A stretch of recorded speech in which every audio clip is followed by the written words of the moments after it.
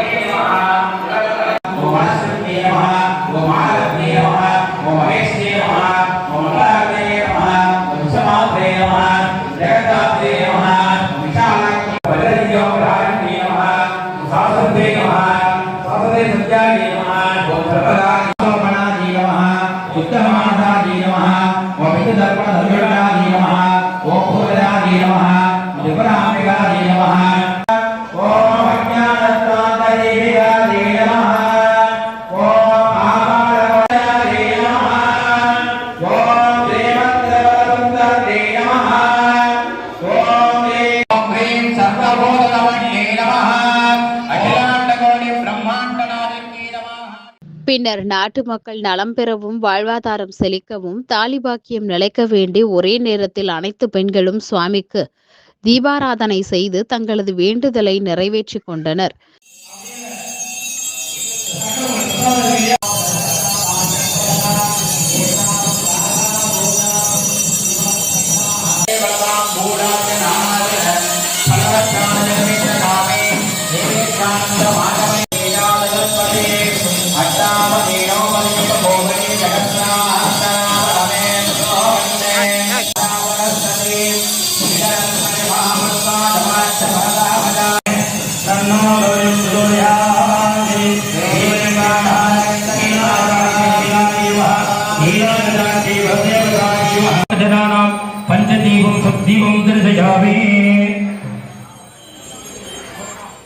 சகல சௌபாக்கியம் வேண்டி ஆலயம் முழுவதும் 1000த்திற்கும் மேற்பட்ட பெண்கள் குத்துவிளக்கேற்றி சுவாமிக்கு தீபாராதனை செய்த காட்சி அனைவரையும் பக்தி பரவசத்தில் ஆழ்த்தியது.